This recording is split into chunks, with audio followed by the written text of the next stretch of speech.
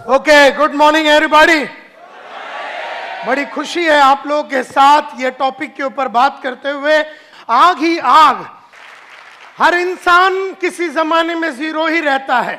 Do you all agree? हर इंसान किसी जमाने में जीरो रहता है और फिर वो तैयारी करता है जीत की और वो फिर हीरो बनने का कार्यक्रम चालू हो जाता है।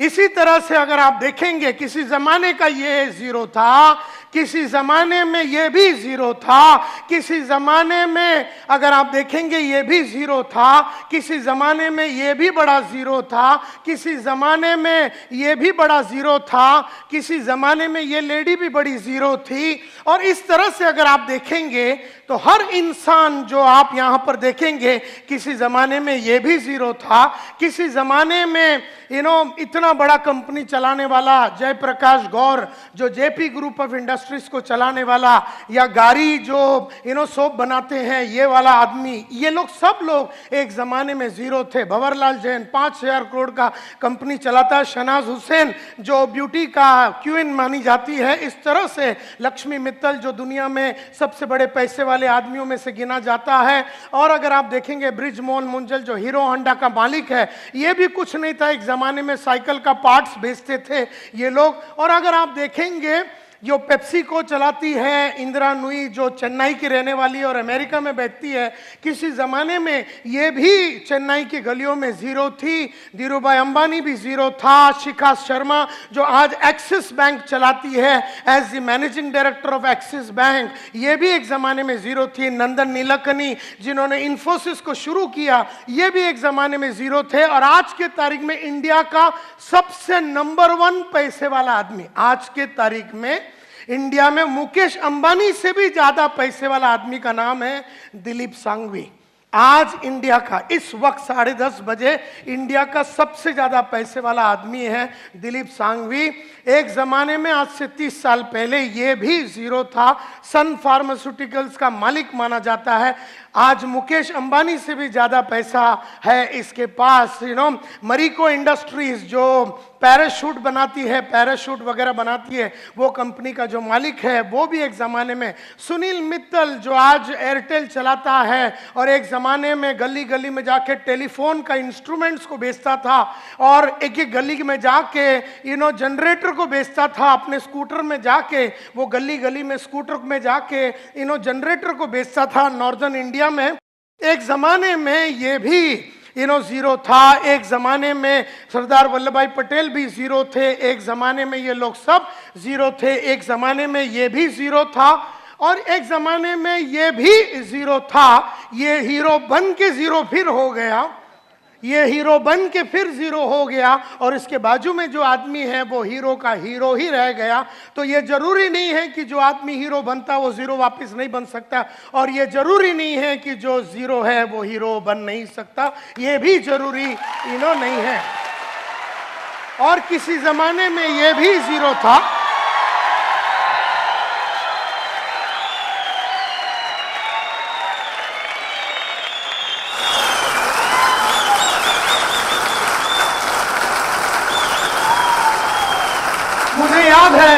मुझे याद है मैं साहब को मिला था, मोहम्मद माजिद साहब को मिला था 2007 में केरला में।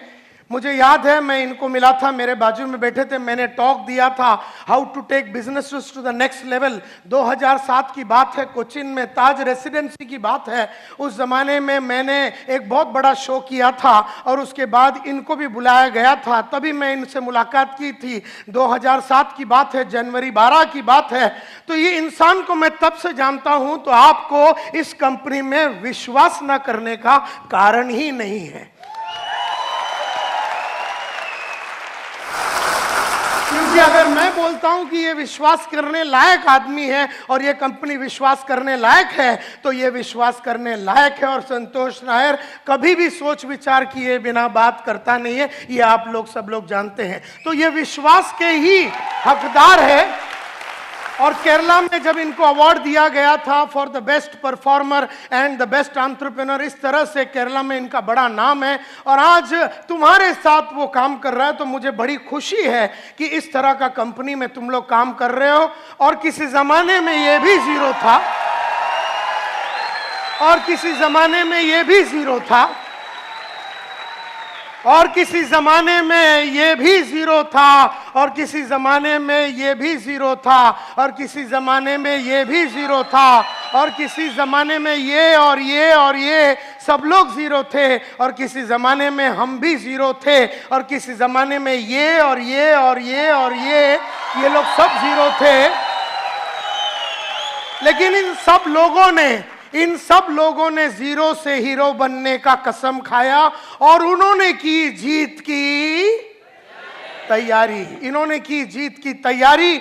और ये लोग सब लोग रफ डायमंड थे, कोयले के अंदर बैठा हुआ रफ डायमंड की कोई खास कीमत नहीं होती है। फिर वो रफ डायमंड को कोयले के खजान से निकाला जाता है, फिर वो डायमंड के ऊपर 4 चीजें की जाती है। डायमंड के ऊपर 4 चीजें की जाती है। सबसे पहला उसका कलर, डायमंड की 4 क्वालिटी होती है।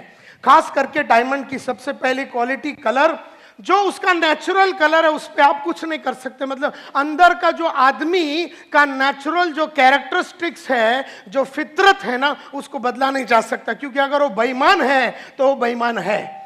कहने का मतलब ये है कि जो फितरत है वो बदला नहीं जा सकता, अनलेस वो बहुत मेहनत करके अपने आप में काफी परिवर्तन अगर वो लाता है तो कहने का मतलब ये है कि डायमंड की नेचुरल क्वालिटी में कलर आता है, क्लैरिटी आता है, कैरेट आता है, लेकिन नेचुरल क्वालिटी में एक चीज बिल्कुल नहीं आता है, और वो है कट। तो इंसान लोग डायमंड को करते हैं, लेकिन हम लोगों को कोई कट नहीं कर सकता। जैसे डायमंड को उठा के उसको छीनी हथौड़ी मार के उसको रफ डायमंड से क्रूअल डायमंड से उसको पॉलिश करके उसको कट करके अलग अलग जगह पे उसको फटका मार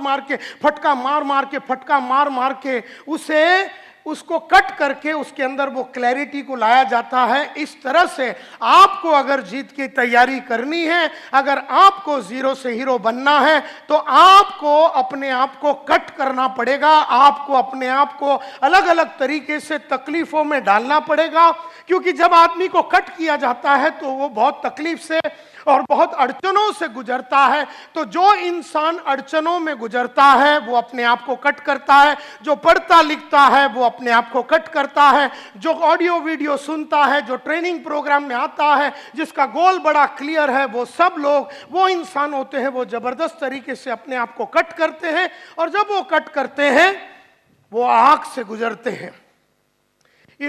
अगर आप सोने को अगर आग में डालेंगे तो तपता रहता है। इसी तरह से मैं हमेशा कहता हूं कि जो इंसान अपने आप को लगातार कट करता है वो आग से गुजरता है, और वो आग से गुजरना, आग ही आग, आग ही आग अगर मैं बोलूं, अपने आप को लगातार आग में रखना। मेरे को 50 बरस का उम्र हो गया, लेकिन 30 साल पहले जो मैंने अपने आप को आग में डाला, जिस तरीके से मैंने अपने आप को तपाने की कोशिश की, जिस तरीके से मैंने अपनी पर्सनैलिटी में आग लगा के, जिस तरह से मैंने अपने कपड़ों पे आग लगा के, जिस तरीके से मैंने अपने सोच में आग लगा के, जिस तरीके से मैंने अपने जीवन में आग लगा के अलग अलग जो पुराना था उसको जला दिया, पुराना तरीके को जला दिया, पुराना कोट को जला दिया, पुराना सोच को जला दिया, पुराना स्टाइल को जला दिया, पुराना काम करने के तरीके को जला दिया। इस तरह से जला जला के आग ही आग में रह के मैंने अपने आप को जीत के लिए तैयार किया। और इसीलिए हर इंसान, और जो इंसान इस तरह से आग में खेलता है, जो इंसान इस तरह से अपने आप को तैयार करता है, वही इंसान सक्सेसफुल होता है, वही इंसान सक्सेसफुल होता है। और मैं अगर अपनी कहानी शुरू करूं और ये बताऊं तो आज से कई साल पहले की बात है। 1983 में मैंने अपना करियर चालू किया as a door to door salesman. लेकिन उसके पहले मैं रोज सुबह उठता था, सुबह जाके मैं न्यूज़पेपर डालता था। न्यूज़पेपर डालने के बाद चीरा बाजार, न्यूज़पेपर मैं लोखंडवाला के गलियों में डालता था। उसके बाद मैं चीरा बाजार में चरनी रोड में जाके अपना कॉलेज, हिंदुजा कॉलेज में जाता था। दोपहर को मैं चीरा बाजार में अकाउंटेंट का नौकरी करता था और रात को मैं ट्यूशन लेता था। इस तरह से गरीब मेरी जिंदगी बीत रही थी। गरीबी से मुझे प्यार हो चुका था, सोच मेरी छोटी थी, काम करने का तरीका मेरा छोटा था। ट्रेनों में ट्रैवल करता था, सेम शर्ट 4 दिन पहनता पहनता था, एक ही चप्पल कई सालों तक, इस तरह का छोटा जिंदगी में बिता रहा था। ये 1983 की बात है। राह चलते चलते एक दिन मेरा दोस्त जो स्कूल में मेरे साथ पढ़ता था, स्वामीनाथन अय्यर, मुझसे मिला और पूछा तू करता क्या? मैं बोला रोज सुबह जाता हूँ, न्यूज़पेपर डालता हूँ, उसके बाद कॉलेज जाता हूँ, उसके बाद दोपहर को अकाउंटेंट की नौकरी करता हूँ, रात को ट्यूशन लेता हूँ। तब अय्यर ने मेरे चेहरे पे देख के बोला, संतोष नायर, एक जमाने में तू बोलता था तू बहुत बड़ा आदमी बनेगा, तू हीरो बनेगा, तू बहुत बड़ा आदमी बनेगा, लेकिन तेरी हरकतें जो तू कर रहा है, जो तू हरकतें कर रहा है, जैसे न्यूज़पेपर का धंधा कर रहा है, अपना गली का कुलकर्णी पिछले 35 साल से न्यूज़पेपर का धंधा कर रहा है, 35 साल में साइकिल में था और मैक्सिमम स्कूटर में आया, न्यूज़पेपर का धंधा करके कोई भी इंसान बड़ा नहीं हुआ। ऐसा अय्यर ने मुझसे कहा, 2 वक्त की रोटी तेरे को मिल जाएगा, लेकिन जिंदगी में तू बड़ा काम नहीं कर पाएगा। और जो तू अकाउंटेंट का नौकरी कर रहा है, कितना पगार है तेरा? आज जो 400 रुपए, अगले साल वो 500 हो जाएगा, अगले साल वो 600 हो जाएगा, अगले साल वो 700 हो जाएगा। आज से 15 साल के बाद जब तेरी उम्र 35 की हो जाएगी तो तेरा इनकम विल बी 10,000, 12,000, 14,000। किस तरह का तू शादी करेगा? क्या तेरे बच्चे होंगे? कौन से स्कूल में जाएंगे? उनके सपने कभी पूरा नहीं होगा। जिस तरीके से तू गरीब रहा, जिस तरीके से तेरे सपने कभी पूरे नहीं हुए, जिस तरीके से तेरे बाप ने तेरे को वो सब नहीं दिया जो तेरे को चाहिए था ताकि तू बड़ा इंसान बन सके, ये जो तू काम कर रहा अकाउंटेंट का, इससे तू बड़ा आदमी बन नहीं सकेगा। और रात को जो तू एक ट्यूशन लेता है उसमें 100 रुपया मिलता है, 2 ले ले 200 मिलेगा, 3 ले ले 300। ये गरीब सोच तेरी बदलेगी कब? और ये गरीबों जैसे हरकतें तेरी जो दिन बदलेगा, वो दिन तू हीरो बनेगा, वो दिन तू काम उस तरह का करेगा। क्योंकि जो अकाउंटेंट होता है ना, वो कभी अपने आप को पॉलिश नहीं करता। जो स्कूल का टीचर होता है ना, वो कभी अपने आप को पॉलिश नहीं करता। जो एक बैंक में काम करने वाला साधारण कैशियर, वो सुबह जाता है 9:30 बजे, शाम को वापस आता है, वो ना कभी अपने कपड़ों में, चाल में, ढाल में, विचार में, सोच में, तरीके में, विश्वास में, कॉन्फिडेंस में, कौशल्य में, नॉलेज में किसी तरह का वृद्धि नहीं करता। और इसीलिए वो साधारण था, वो साधारण है और वो मरेगा साधारण ही। इसलिए माय डियर फ्रेंड्स, इसलिए जरूरी है कि आदमी अपने आप को तैयार करे। जीतना हर आदमी का गेम है, लेकिन हर आदमी अपने आप को तैयार नहीं करता। जब स्वामीनाथन अय्यर ने मुझसे पूछा और कहा कि तू लाइफ में बड़ा आदमी नहीं बनेगा, तब मैंने अय्यर से पूछा, यार तू डरा मत, मेरे को बता करना क्या है।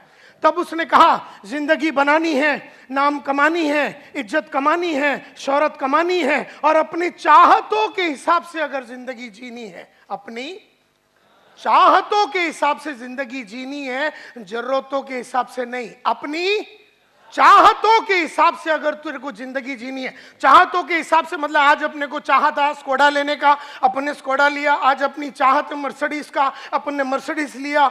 लेकिन जरूरत के हिसाब से देखा जाए तो वेस्टर्न रेलवे जिंदाबाद। जरूरतों के हिसाब से देखा जाए तो 1 बेडरूम हॉल किचन में कार हो सकता है। जरूरतों के हिसाब से देखा जाए तो अपनी चाल में सकती है। जरूरतों के हिसाब से देखा जाए तो अपन अपने स्कूल में अपने बच्चे लोगों को म्युनिसिपैलिटी स्कूल में डाल दिया तो उसकी जो जरूरत थी नॉर्मल एजुकेशन का, वो पूरा हो गया। लेकिन अगर आपकी बेटी की चाहत अमेरिका में जाके एक डिजाइनर बनने का और उसके लिए 1 करोड़ 9 लाख रुपया लगने वाला है, तो वो बात चाहत की है, वो जरूरत की नहीं है। और उसने जब मुझसे कहा, स्वामीनाथन अय्यर ने, कि तुझे चाहतों के हिसाब से अगर अपनी जिंदगी जीनी है, जरूरतों के हिसाब से तड़प तड़प के अगर नहीं जीनी है, तो एक ही प्रोफेशन है, एक ही धंधा है, एक ही काम है, एक ही औहदा है, एक ही चीज है जो तू कर सकता है, एक ही प्रोफेशन है, एक ही काम है जिसमें अगर तू घुस गया तो तू मालामाल बनेगा। तो मैंने पूछा उससे क्या? तो उसने कहा सेल्स। ऐसे कहा सेल्स। मैंने कहा कि मैंने तो सेल्स कभी किया नहीं है। तो उसने कहा, अमिताभ एक्टिंग के पहले कभी एक्टिंग नहीं किया, आशा भोसले गाना गाने के पहले गाना कभी गाया नहीं।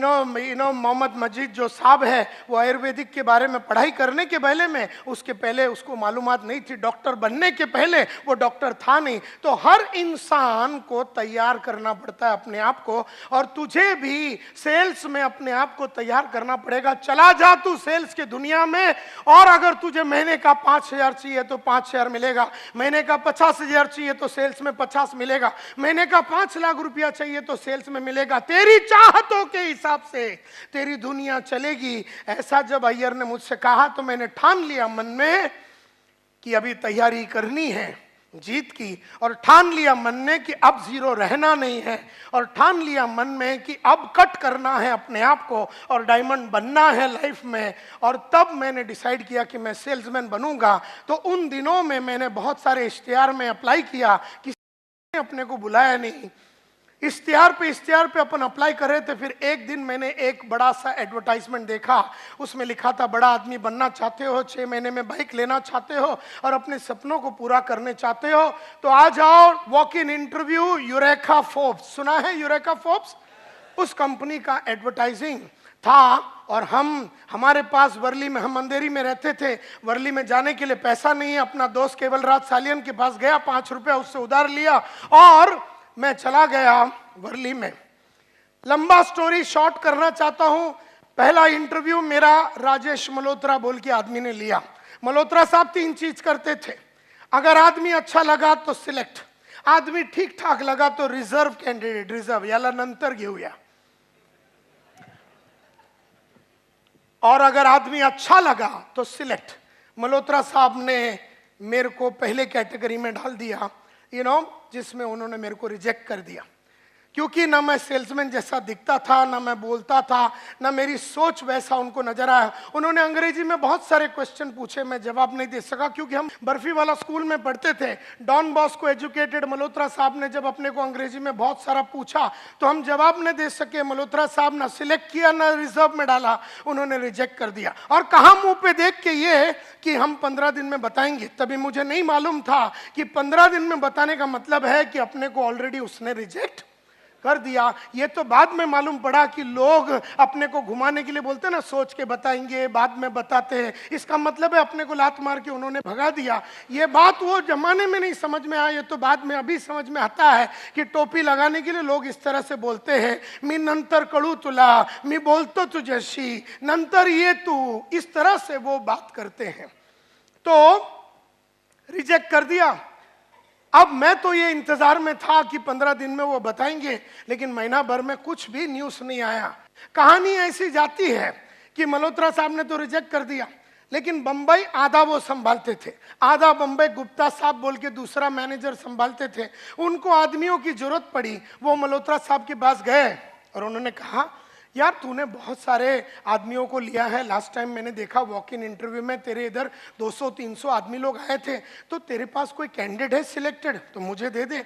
मुझे एक लोकेशन और एक ग्रुप चालू करना, एक टीम चालू करना। तो मल्होत्रा साहब ने कहा कि ये टाइम तो बहुत अच्छे आदमी नहीं मिले, इसके लिए मैंने सबको, थोड़ा ही मिला मेरे को सिलेक्टेड, तो मेरे पास नहीं है सिलेक्टेड कैंडिडेट। अच्छा, बोले तेरे पास कोई रिजर्व कैंडिडेट है तो वो दे दे, मैं उससे ही टीम चालू करता हूँ, गुप्ता साहब ने कहा।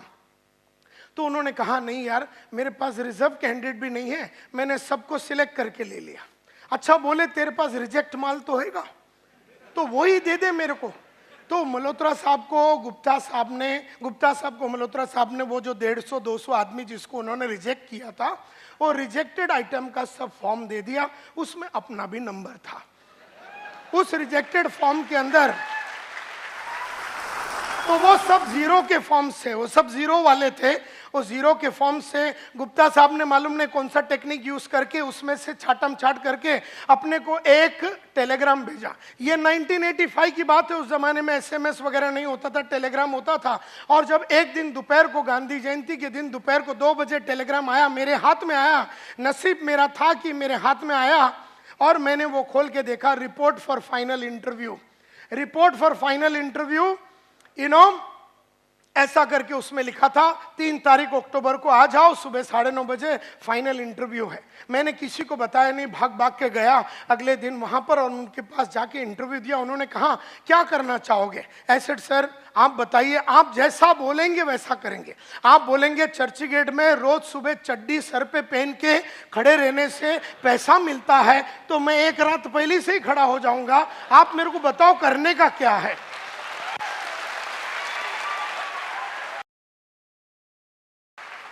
तो इस तरह से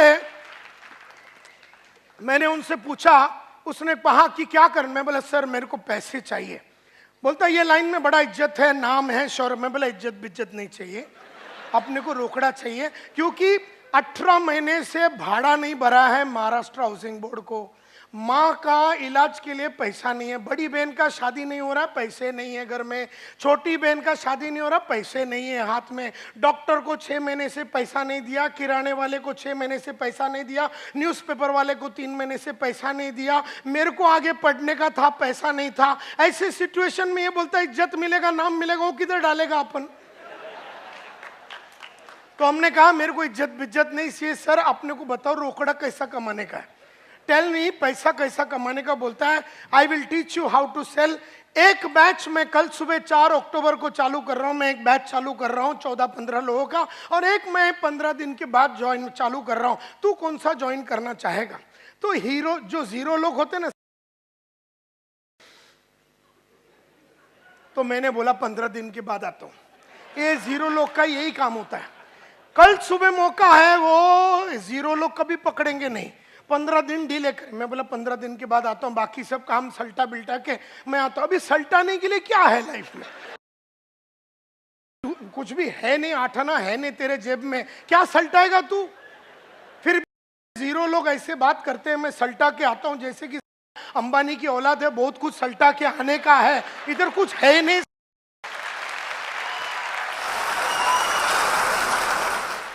तो गुप्ता साहब ने कहा कि अगर तू कल सुबह ज्वाइन करता है तो तेरे को लाइफ में 15 दिन का एडवांटेज रहेगा, जिंदगी में तू हमेशा 15 दिन आगे रहेगा। 15 दिन में तेरे को मार्केट के बारे में खबर मिल जाएगा, 15 दिन में प्रोडक्ट के बारे में समझ आ जाएगा, 15 दिन में सेल्स के बारे में समझ आएगा, 15 दिन में तेरा नॉलेज बहुत बढ़ जाएगा। ये बात 0 को समझ में आया। इसका मतलब है कि अंदर हीरो बनने की चाहत थी अपने में, तभी वो समझ में आया। क्योंकि कई लोग जो 0 है ना, उनको कुछ भी अच्छा बोले दिमाग में बात जाता ही नहीं है। मतलब क्या है, पैदाइशी 0 है, स्ट्रक्चरल डिफेक्ट है, और वो 0 ही रहेगा। देयरफॉर 0 वही आदमी रहता है जो वातावरण से आया हुआ इंफॉर्मेशन, वातावरण से गुप्ता साहब ने जब इंफॉर्मेशन दे रहा है कि भैया हीरो बनने के लिए ये कलाकारी मैं सिखाऊंगा, कल सुबह आता है क्या, तो पकड़ लिया मैंने वो अपॉर्चुनिटी और कहा कि यस सर कल से आता हूं। तो वहां से अपना जो हीरो बनने का कार्यक्रम शुरू हुआ। आज उस बात को 30 साल हो गए, मैंने मुड़ के पीछे कभी देखा नहीं है। यू नो, उस जमाने में यूरेका फोर्ब्स में आदमी 4 वैक्यूम क्लीनर बेचता था महीने का एवरेज। 3,500 सेल्समैन होते थे हमारे कंपनी में, और 3,500 सेल्समैन का एवरेज निकालेगा तो वैक्यूम क्लीनर जो साफ सफाई करने का जो मशीन है उसमें एवरेज 4 का बिकता था। हर आदमी 4 बेचता था, 2, 3, और अगर आपने 6, 7 बेच दिया तो आपका ब्रांच मैनेजर आपको बढ़िया होटल, उड़पी होटल है गुरुदेव बोल के सामने, उसमें वो लेके जाता था। और अगर आपने 10, 12 बेच दिया तो आपका रीजनल मैनेजर आपको उससे भी बढ़िया होटल में, एयर कंडीशन होटल में लेके जाके खाना भी ना खिलाएगा। और अगर आपने 12 या 14 बेचा तो आपका कंपनी का मैनेजिंग डायरेक्टर, हमारा कंपनी का मैनेजिंग डायरेक्टर अखिल मार्फतिया, अपना स्टैंडर्ड 2000 रोवर कार, जो उस जमाने में सबसे महंगा गाड़ी होता था, उसमें आता था और ज्वेल ऑफ इंडिया बोल के एक रेस्टोरेंट है वर्ली में, वहां लेके जाता था। तुमको बियर चाहिए, चिकन चाहिए, जो भी चाहिए खिलाएगा, और बदन का कोई भी पार्ट पे चुम्मा लगाने को रेडी था। अगर तुमने 14 बेचा और मार्फतिया साहब को बोला इधर चुम्मा लगाओ, तो वो तेरे कुंडी में चुम्मा लगाएगा, क्योंकि उसको सेल्समैनों से बहुत प्यार था। उसको लगता था कि जो 14-15 बेचता वो बापू है, बापू। और वो जमाने में अपना 5 दिन का ट्रेनिंग हुआ, 4 अक्टूबर को ज्वाइन किया, 11 अक्टूबर को ग्रैंड रोड बाजार में अपन उतरा। You know, my territory was red light area. मेरे को मेरे बॉस ने बोला उधर जा। मैं बोला सर उधर कैसा माल बेचेंगे, वैक्यूम क्लीनर? बोलता उधर बहुत पोटेंशियल है। तो मेरे को लगा कि गुप्ता साहब जाते होंगे तो उनको पोटेंशियल के बारे में ज्यादा मालूम है, तो मैंने मन में ठान लिया कि मैं उधर ही बेचेगा। लेडीज एंड जेंटलमैन, मुझे खुशी है कि 20 दिन में मार्केट में था वो एरिया के अंदर 26 वैक्यूम क्लीनर बेचा मैंने पहले महीने में।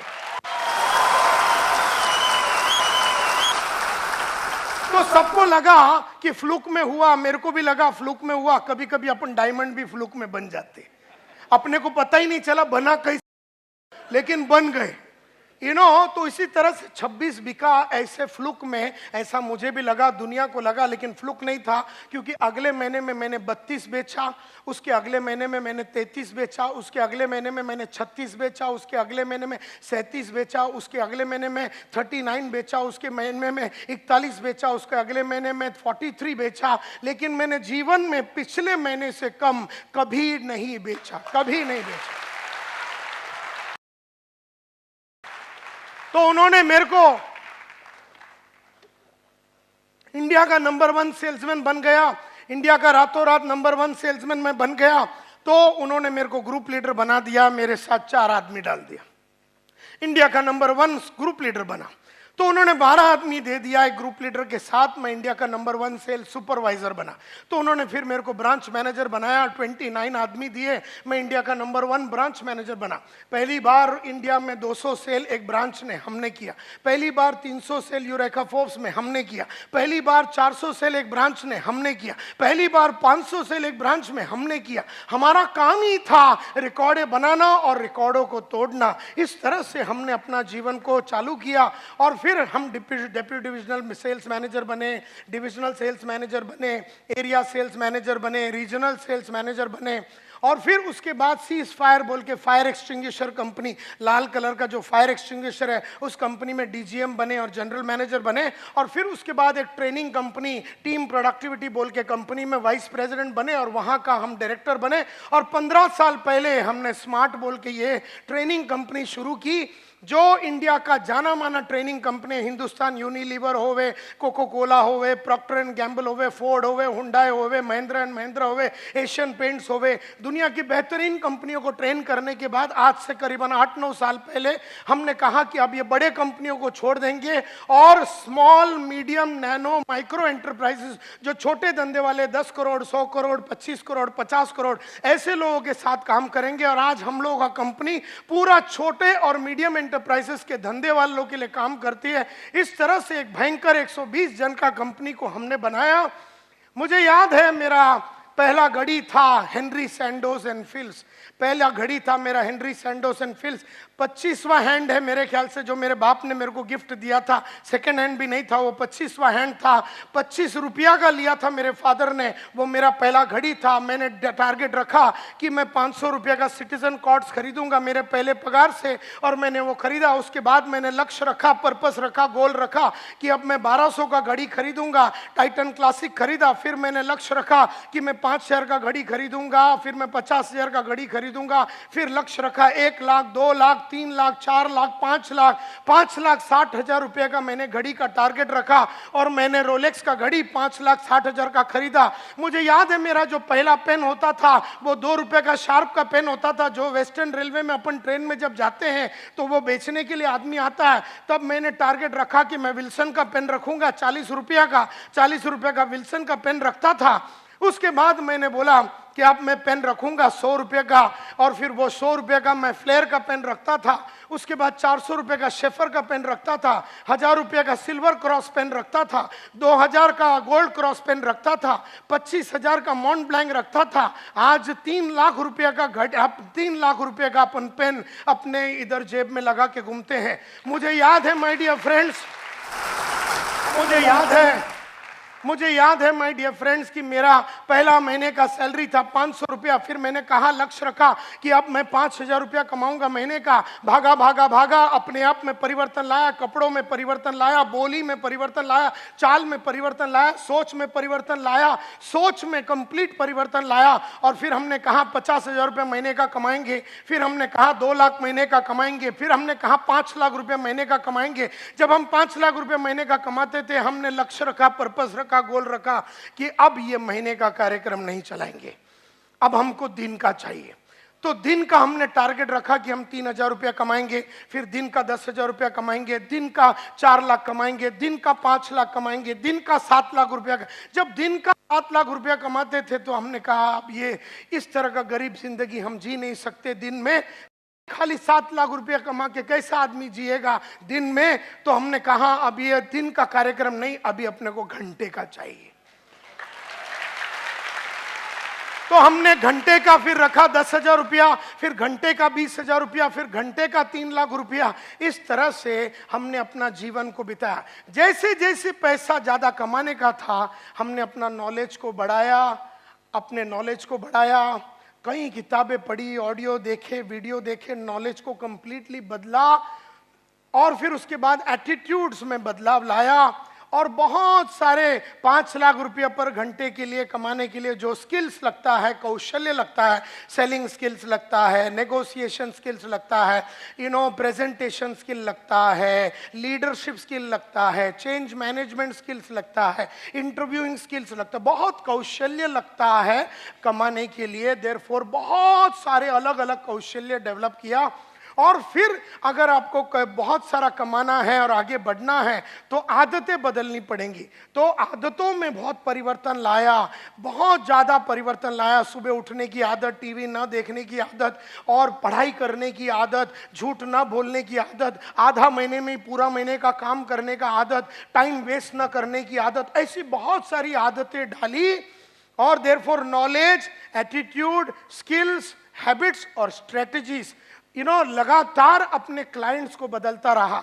एक जमाने में जो क्लाइंट मेरे को 20,000 रुपया देता था तो उसके सामने खड़े रह के डांस करता था। जब देखा कि ये 50,000 नहीं दे सकता और 50,000 के लिए दूसरे हायर लेवल के क्लाइंट चाहिए तो स्ट्रेटेजी ऐसा निकाला कि क्लाइंट्स को बदल दिए। लगातार हर 2 साल में अपने क्लाइंट्स को बदलता रहा, क्योंकि जो आज 20,000 देता है कल वो 2 लाख नहीं दे पाएगा।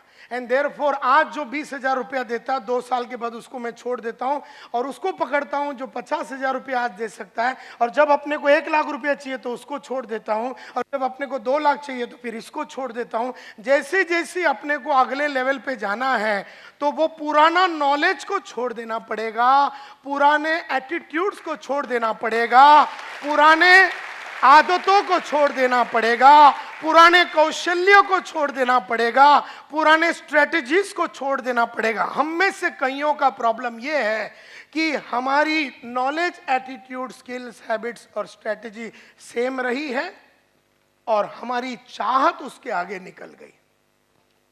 तो चाहत मेरी 5 लाख की है लेकिन हरकतें मेरी 20,000 वाली है। चाहत मेरी 5 लाख की है, कपड़े मेरे 20,000 वाले हैं। चाहत मेरी 5 लाख की है, सोच मेरा 20,000 का है। चाहत मेरी 5 लाख की है, कौशल्य मेरी 20,000 की है। चाहत मेरी 5 लाख की है, आदतें मेरी 20,000 वाली है। तो आदतें 20,000, चाहत 5 लाख, कैसा मैच होएगा? And therefore my dear friends, it is a very conscious thing. आपको एकदम कॉन्शियसली जानबूझ के इसके ऊपर सोचना पड़ेगा। हर टाइम आपकी तैयारी जीत की अगली लेवल की होनी चाहिए। आज जो जीत है वो 1 लाख की जीत है, कल का जीत तो 5 लाख की जीत है, परसों का जीत तो 10 लाख का जीत है। और देयरफॉर तैयारी 24 आवर्स मरते दम तक आपको करते रहना है। अभी गरीबों का प्रॉब्लम क्या है मालूम है? ये तैयारी ही नहीं करते। इनको जो घर है ना वो घर से बहुत सुख है। ये जो चाल में रहते हैं उस चाल का सुगंध इनको बहुत अच्छा लगता है। ये जो रेलवे स्टेशन के बाजू में रहते हैं उनको उधर का सुगंध और आवाज, रेलवे का आवाज नहीं आवे, नींद नहीं आवे। तो इस तरह से गरीबों की प्रॉब्लम क्या है कि गरीब जैसा था। कल मेरे ऑफिस में मैं निकल रहा था, एक लड़का है मेरे कंपनी में, नाम नहीं लूंगा, उसका अंग्रेजी बराबर नहीं है। तो मैंने उसको कहा कि हर रात मैं अपने आप को इंप्रूव करने के लिए, अंग्रेजी को इंप्रूव करने के लिए ये किताब लिखता हूँ। मैं उसको किताब बताया, वो किताब कैसे लिखता हूँ, मैं रोज कैसे शब्दकोश को बढ़ाता हूँ, सब कुछ बताया। और मैंने उसको बोला ये किताब लेके तू आज जाना। 1 घंटे के बाद मैं ऑफिस में वापस आया तो बोल रहा मैं घर जा रहा हूँ। मैंने तूने वो किताब लिया? बोले नहीं सर, ईस्ट में है ना। अब हम वेस्ट में बात कर रहे थे, बोले ईस्ट में है, अंधेरी ईस्ट के ऑफिस में है। तो मैं ना नोटबुक में लिखता हूं। मैं बोले यही प्रॉब्लम है, तुम छोटी सोच वाली औलाद ऐसे ही मैंने उसको बोला, तेरे को मैं बोलता हूं कि ये बुक लिख, तेरे को बुक बताता हूं, तेरे को बताता हूं कि मैंने अपने अंग्रेजी को कैसे सुधारा, तेरे को मैं रास्ता बताता हूं, तेरे को मैं बुक खोल के पूरा डिटेल में तेरे को बताता हूं कि कैसा रोज रात को मैं लिखता हूं, एक एक करके मैं कैसे लिखता हूं कि आज मैंने क्या अचीवमेंट किया अंग्रेजी के लिए, इससे मेरे को क्या फायदा हुआ, कल मैं अंग्रेजी को कैसे सुधारूंगा और उसके लिए क्या कदम लूंगा। मैं तेरे सामने ऐसा 10 बुक दिखाया, ये बुक तेरे को बोलता अपना ईस्ट वाले ऑफिस में जाके ले, और मेरे को बोलता ईस्ट में।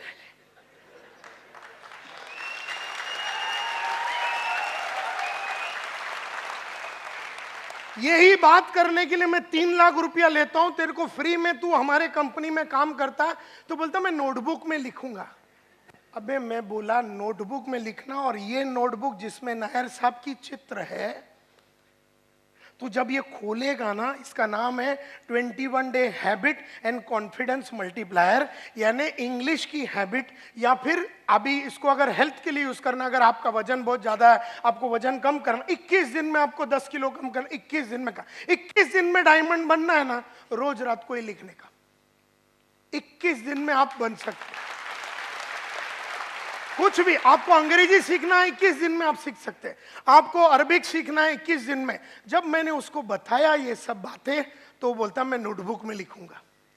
यही सोच है एक छोटे आदमी का, कि जब बड़े विचार उसके सामने पेश किया जाता है, बड़े तरीके से काम करने का रास्ता उसको दिखाया जाता है, तब आदमी छोटेपन पे ही बैठा रहना चाहता है।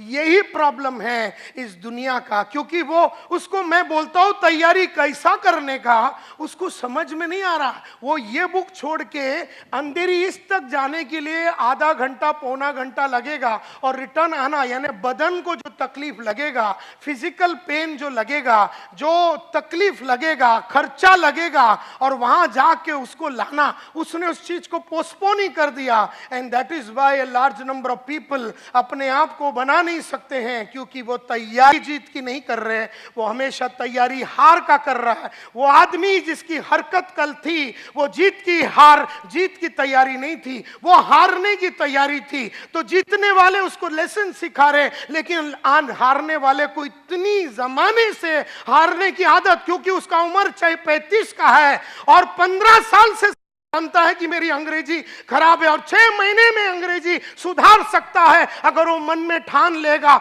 लेकिन गरीबों की प्रॉब्लम यही है कि तैयारी और जीत के लिए आगे बढ़ने की तैयारी करने से कतराता है। ये प्रॉब्लम है उसका। देयरफॉर मैं यहां खड़े रह के मुजरा करूं या कुचिपुड़ी करूं या भरतनाट्यम करूं, गरीबों को ठेंगा कोई फर्क पड़ने वाला नहीं है। अगर कल रात को आप चाल में गाली दे रहे थे अपने आप को कि कैसे मैं 2 बेडरूम हॉल किचन में जाऊं, आप अस्वस्थ थे, आपकी छोटी जिंदगी से आप परेशान थे, आपका लड़का या लड़की छोटे स्कूल में जा रहे और कॉन्वेंट में नहीं जा रहे, इससे आपको गुस्सा आता है, तो ही आप कदम लेंगे। लेकिन आप ये सोचते मैं तो पढ़ा नहीं, मेरा लड़का म्युनिसिपैलिटी में जाता है, बहुत बढ़िया। तो प्रॉब्लम ये है माय डियर फ्रेंड्स कि तैयारी जो जीत की होती है, वो हर आदमी जब जीतने के लिए तैयार होता है वो जीरो रहता है और उसे हीरो बनना पड़ता है। इस तरह से मुझे याद है कि मेरा पहला जो गाड़ी था, पहला जो बाइक था, वो मैं वेस्टर्न रेलवे में जाता था। उसके बाद मैंने पहला सेकेंड हैंड कावासाकी बजाज खरीदा। फिर मैंने कहा कि इसके ऊपर ज़्यादा देर में वक्त नहीं बिताऊंगा, तो मैंने राजदूत 175 टेलीस्कोपिक सस्पेंशन वाला बाइक लिया। उसको मैंने थोड़े दिन चलाया, मैं बोला इसको ज़्यादा दिन नहीं चलाऊंगा। सेकेंड हैंड प्रीमियर पद्मिनी का लक्ष्य रखा। जो दिन मैंने वो खरीदा वही दिन हमने लक्ष्य रखा कि हम मारुति 800 लेंगे। जो दिन हमने मारुति 800 लिया, उसी दिन उसी क्षण जब उसको महालक्ष्मी टेम्पल में लेके जाके पूजा करके वापस आ रहे थे, हमने अगला गाड़ी मारुति एस्ट्रीम 6,35,000 रुपए का टारगेट रखा। जो दिन हम सिद्धि विनायक से उसको पूजा करके ला रहे थे, वही दिन 15 लाख हुंडई सोनाटा का टारगेट रखा। जो दिन उसकी पूजा करके वापस ला रहे थे, उसी दिन हमने टारगेट रखा कि Mercedes C class E class लेंगे 54 लाख रुपए का। जो दिन 54 लाख का मर्सिडीज लिया, उसी दिन हमने लक्ष्य रखा कि एस क्लास मर्सिडीज लेंगे। जो दिन हमने एस क्लास मर्सिडीज लिया 6 करोड़ का रोल्स रॉयस लेने का, वही दिन टारगेट हमने सेट कर दिया। तो पैसा हो, घड़ी हो, गाड़ी हो, लाइफ हो, 2 बेडरूम हो, 3 बेडरूम हो, 4 बेडरूम हो, कंपनी हो, ये सब चीजें जैसा अपने को चाहिए था वैसा अपने को मिला, क्योंकि अपन ने जीत की तैयारी की। हम जीरो थे लेकिन हम हीरो बनना चाहते थे। हम रॉ डायमंड थे, हम कट करने को रेडी थे, हम औरों को कट करने को देने के लिए रेडी थे। हमने अपने बॉस के सामने अपने आप को निछावर किया और बोले, सर आप बताओ ये बदन से क्या होना चाहिए, ये मन से क्या होना चाहिए, ये बॉडी से क्या होना चाहिए। उन्होंने कहा कि ये चीजें अगर आप करेंगे तो आप सक्सेसफुल होंगे। ऐसे अनकंडीशनली अपने आप को सरेंडर किया, ऐसे अनकंडीशनली अपने आप को सरेंडर किया अपने बॉस लोग के सामने, अपने अपलाइन के सामने, अपने कलीग्स के सामने। जो बोला गया है, जैसा बोला गया है, हजारों किताबें पढ़ी, किताबों में जो लिखा है, हजारों सीढ़ियां सुनी, जो सीढ़ी में लिखा हुआ है, बोला हुआ है, वैसे का वैसा पॉइंट टू पॉइंट डिक्टो वो मैंने किया। अपना दिमाग कभी मैंने नहीं लगाया। तो आज अगर मैं आप लोगों को कुछ बोलता हूं कि क्या करना है, आप अपना दिमाग मत लगाओ, आप बस वो करो जो मैं आपको बोल रहा हूं। लेकिन मुद्दा यह है माय डियर फ्रेंड्स, और ये इस तरह से जब आप आदमी करेगा तो ये कहा जाता है कि वो आग में आज भी तप रहा है। हर दिन मैं 1 घंटा रीडिंग करता हूं, हर दिन मैं रोज रात को ऐसे 3 किताबें लिखता हूं जो मेरे 1 से सवा घंटा ले लेता है। इस तरह से मैं जो चीजें करता हूं, 1 से सवा घंटा रोज मैं जीत की तैयारी करते हूं। और जबकि मेरा कमाई दिन का 5-1 लाख रुपया है, तब मैं सवा घंटा रोज रात को ऐसी किताबें लिखता हूं। तो समझ लो कि तुम्हें कितना तैयारी करना पड़ेगा, कितना एफर्ट डालना पड़ेगा। आज हम ये स्टेज पे आ गए हैं, फिर भी हमने पढ़ाई लिखाई को बंद करने से इनकार किया। हम कभी ये मानते ही नहीं है कि माझ्याकडे काही आहे आणि मला काही कळतं। अपने को कुछ नहीं आता है, अपन एकदम सिंपल आदमी है, अपने को जमाने के बारे में कुछ नहीं मालूम। मैं रोज रात को पढ़ता हूँ, रोज रात को अपने आप को अपग्रेड करता हूँ, और इसीलिए 30 साल से रेगुलरली सक्सेस मिला। कईयों को 1 साल सक्सेस मिलता है, फिर नीचे चला जाता है, फिर 6 महीना गायब रहता है, फिर थोड़ा सक्सेस मिलता है, फिर वो नीचे चला जाता है, फिर थोड़ा मिलता है, फिर वो गाँव चला जाता है, फिर नीचे चला जाता है। इस तरह से लाइफ बढ़ता नहीं है, इस तरह से लाइफ बनता नहीं है।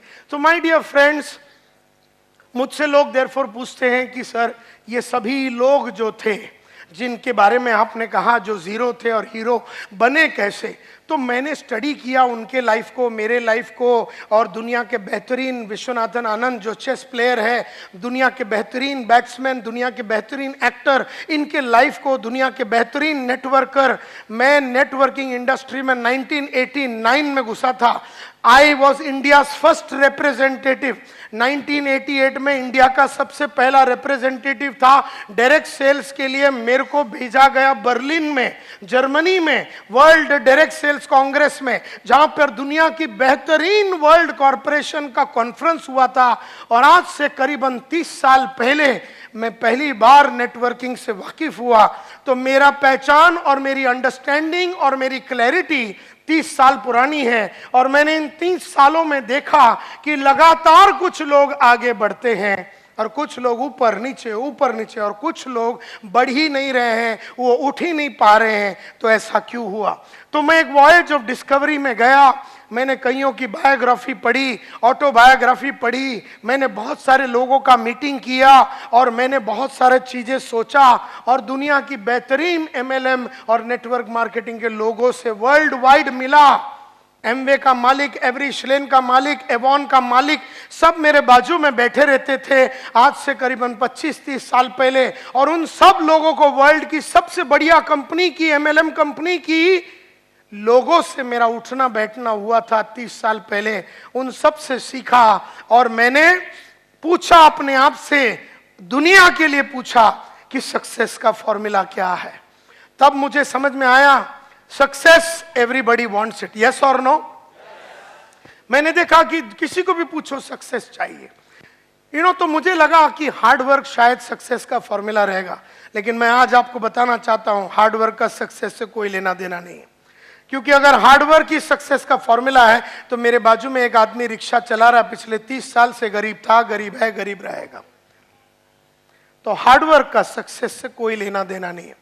हाँ, शायद हार्डवर्क एक चीज हो सकता है सक्सेस के लिए, एक एलिमेंट हो सकता है सक्सेस के लिए, लेकिन सिर्फ हार्डवर्क से आदमी लाइफ नहीं बना सकता। क्योंकि अगर सिर्फ हार्डवर्क करना है तो मजदूर लोग भी रोज हार्डवर्क करते हैं लेकिन उनका लाइफ सक्सेसफुल नहीं होता। देयरफॉर हार्डवर्क शायद सक्सेस का एक फॉर्मूला है, लेकिन सिर्फ हार्डवर्क से सक्सेस नहीं मिलता। फिर हमने देखा कि सीक्रेट ऑफ सक्सेस अगर जानना है तो क्या देखना है, हमें क्या यह देखना है कि आदमी ने क्या किया। तो आदमी ने, सचिन तेंदुलकर ने क्या किया, 50 सेंचुरी मारा टेस्ट में, 50 सेंचुरी मारा वनडे में।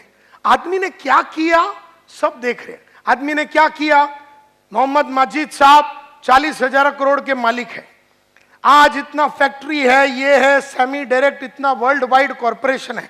आदमी ने क्या किया ये सब जानते हैं, लेकिन मुद्दा ये नहीं कि आदमी ने क्या किया, आदमी को वो किसने और क्या चीज ने करवाया ये जानना जरूरी है। कौन है जो सचिन तेंदुलकर से 50 सेंचुरी करवाया, क्या है जिसकी वजह से सचिन तेंदुलकर 50 सेंचुरी वनडे में मारा, 50 सेंचुरी मतलब टेस्ट मैच में मारा। वो क्या है जो नायर साहब को 7 लाख रुपया दिन का कमाने में मजबूर करती है। कौन कर रहा है उसे, क्या किया ये सब लोग जानते हैं कि वो 7 लाख कमा रहा है, लेकिन दैट इज नॉट इंपॉर्टंट। तो काय केला, दैट इज नॉट इंपॉर्टंट। कोणी त्याच्याशी हे करून घेतलं, क्या की, मतलब what made main do it, क्या चीज है जिन्होंने उनसे ये करवा के लिया, ये जरूरी है। क्योंकि अमिताभ बहुत बड़ा एक्टर है और करोड़ों रुपया कमाता है, व्हाट मेन डू, तो वो तो नजर आ रहा है कि वो क्या किया है, कि वो रोल्स रॉयस गाड़ी चलाता, ये तो दिखता है। लेकिन what made main do it, क्या चीज करने के वजह से वो रोल्स रॉयस तक पहुंचा, क्या चीज करने की वजह से वो 50 सेंचुरी मार सका, क्या चीजें करने से वो 7 लाख रुपया दिन का कमा सकता है, क्या चीज करने से। तो जब मैं इस स्टडी पे पहुंचा तो मैं समझ गया कि मैं ढूंढ रहा था the common denominator of success, कि वर्ल्ड में सक्सेस का कॉमन डिनोमिनेटर या कॉमन फैक्टर क्या है।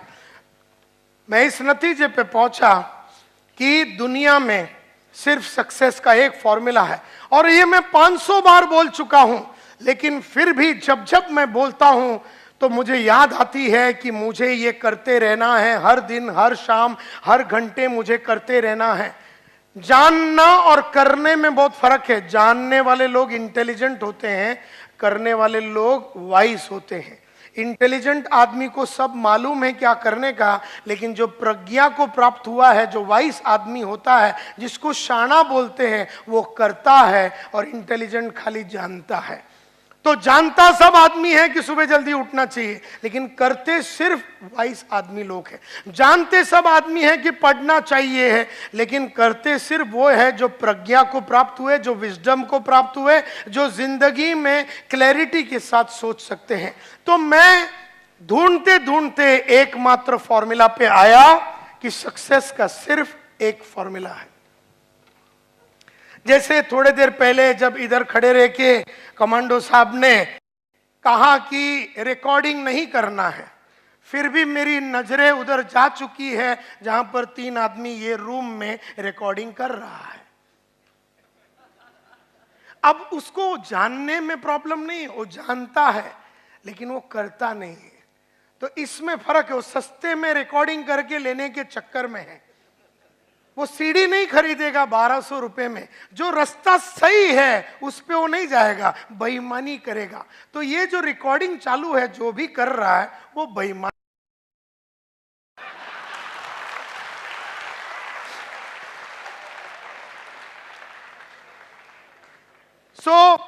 क्योंकि उसको बोलने के बावजूद समझ में नहीं आता। वो अनपढ़ गवार नहीं है, वो शाना समझता अपने आप को, लेकिन है वो गधा। समझने से शाना कोई नहीं होता, बनने से ही शाना होता है। तो सक्सेस का एकमात्र फॉर्मूला है और वो है ये: The secret lies in the fact that successful people form the habit of doing things that failures don't like to do. बड़ा सिंपल है। सक्सेस का फॉर्मूला सिर्फ एक ही है। सक्सेस का फॉर्मूला सिर्फ एक ही है और वो ये है: the secret of success. Success का सीक्रेट कहां पर है? It is in the fact कि सक्सेसफुल लोगों ने वो करने की आदत डाली जो उन्हें अच्छा नहीं लगता। सक्सेसफुल लोगों में और अनसक्सेसफुल लोगों में फर्क सिर्फ इतना है कि सक्सेसफुल लोगों ने वो करने की आदत डाली जो अनसक्सेसफुल लोगों को करने को अच्छा नहीं लगता। सक्सेसफुल लोगों में और अनसक्सेसफुल लोगों में, कामयाब लोगों में और नाकामयाब लोगों में फर्क सिर्फ इतना है कि कामयाब आदमी ने वो करने की आदत डाली जो उसे अच्छा नहीं लगता और नाकामयाब आदमी हमेशा वो करता है जो उसे अच्छा लगता है। मुझे भी सुबह उठने को अच्छा नहीं लगता, तुम्हें भी सुबह उठने को अच्छा नहीं लगता, लेकिन रोज सुबह 5:15 बजे उठ के मैंने उठने की आदत डाली। मुझे भी पढ़ने को रोज 1 घंटा सुबह पढ़ने को अच्छा नहीं लगता, तुम्हें भी रोज सुबह 1 घंटा पढ़ने को अच्छा नहीं लगता, लेकिन रोज सुबह मैंने 1 घंटा पढ़ पढ़ के मैंने पढ़ने की आदत डाली। मुझे रोज सुबह जू बीच में जाके 1 घंटा चलने को अच्छा नहीं लगता, लेकिन रोज सुबह मैं और मेरी बीवी जू बीच में जाके चल के चलने की और एक्सरसाइज करने की आदत। मुझे भी रोज सुबह आधा घंटा मेडिटेशन करने को अच्छा नहीं लगता, तुम्हें भी वो चीजें करने को अच्छा नहीं लगता, लेकिन मैंने रोज सुबह आधा घंटा मेडिटेशन कर करके मैंने करने की आदत डाली। मुझे भी टीवी देखने को अच्छा लगता है, तुम्हें भी टीवी देखने को अच्छा लगता है, लेकिन मैंने नहीं देख के ना देखने की आदत डाली और तुम देख के देखने की आदत डाली। तुम जो भी कुछ हो तुम्हारी आदत के वजह से हो, मैं जो भी कुछ हूं मेरी आदत के वजह से हूं। सिंपल। मैंने वो किया जो अच्छा नहीं लगता, तुमने वो किया जो तुम्हें अच्छा लगता है। सिर्फ एक ही फॉर्मूला है सक्सेस का, और गरीब हो या अमीर हो सब पे लागू होता है एक कच फॉर्मूला: वो करो जो अच्छा नहीं लगता। मुझे भी बड़े बड़े लोगों को मिलने को अच्छा नहीं लगता, तुम्हें भी बड़े बड़े लोगों को मिलने को अच्छा नहीं लगता, लेकिन मैंने बड़े बड़े लोगों को मिल के अपना बड़े लोगों को मिलने का कॉन्फिडेंस बढ़ाया। हम लोग छोटे लोगों को मिल के छोटे लोगों में खुश रहने की हमने आदत डाली। मुझे भी झूठ बोलने को अच्छा लगता है, तुम्हें भी झूठ बोलने को अच्छा लगता है, लेकिन मैंने नहीं बोल के न बोलने की आदत डाली। और कई डाउनलाइन ने अपने अपलाइन को टोपी लगा के टोपी लगाने की आदत डाली। मुझे भी रोज काम करने को अच्छा नहीं लगता, तुम्हें भी रोज काम करने को अच्छा नहीं लगता, लेकिन मैंने रोज काम करके रोज रेगुलरली काम करने की आदत डाली। तुमने कभी कभी काम करके कभी कभी काम करने की आदत डाली। तुम जो भी कुछ हो तुम्हारी आदत की वजह से, अमिताभ जो भी कुछ है उसकी आदत की वजह से, मैं जो भी कुछ हूं मेरी आदत की वजह से है।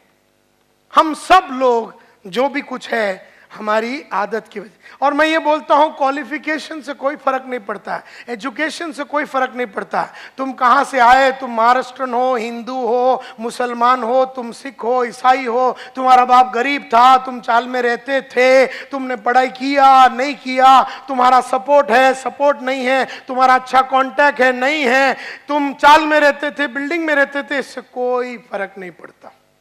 तुम्हें सिर्फ वो करना है जो तुम्हें अच्छा नहीं लगता। कई लोग इधर आके बैठ के, कई लेक्चर में आके बैठ के सो जाते हैं, बैठ के सो जाते हैं, क्योंकि उनको लेक्चर में आके बैठ के सोने की आदत लग गई। और कोई लोग है किताब लेके आते, बोले इंपॉर्टेंट पॉइंट लिखते हैं, चलो इंपॉर्टेंट पॉइंट लिखते हैं। और कई लोग ऐसे खाली हाथ, मैं जिधर भी जाता हूं नोट्स बनाता हूं, तुम जिधर भी जाते हो नोट्स नहीं बनाते हो। फर्क सिर्फ इतना ही है, मैं वो बुक लेके आता हूं और पॉइंट लिखता हूं। मैं प्रोग्राम खत्म होने के बाद रात को घर में जाता हूं और पूरे दिन में जो प्रोग्राम में जो ट्रेनर ने सिखाया, करीबन 1.5 से 3 घंटा बैठ के पूरा दिन में क्या सीखा वो पूरा लिख देता हूं। तो तुम्हारे जगह पे मैं आज अगर होगा तो रात को सोने के पहले 200 पेज की किताब में संतोष नायर ने आज सुबह 10 बजे से लेके 10:30 से लेके 1:30-2 बजे तक क्या बताया वो मैं पूरा लाइन से लिखूंगा। नायर साहब ने सक्सेस का फॉर्मूला बताया, नायर साहब ने बताया, नायर साहब ने ये बताया। ऐसे लिखते लिखते मैं 3-3:30 बजा डालूंगा। और तुम में से कई ऐसे लोग हैं बराबर रात को 10 बजे राणा प्रताप देखेंगे, उसके बाद कुछ तो लोग कहेंगे देखेंगे, उसके बाद 11 बजे आहट देखेंगे, और फिर बाजू में जो आइटम है उसको पकड़ के सो जाएंगे। जब तुम सो रहे हो मैं लिख रहा हूं, जब तुम सो रहे हो और कार्यक्रम कर रहे हो मैं लिख रहा हूं। फर्क सिर्फ इतना है, मैं लिखने के बाद कार्यक्रम करता हूं, तुम कार्यक्रम करके सो जाते हो।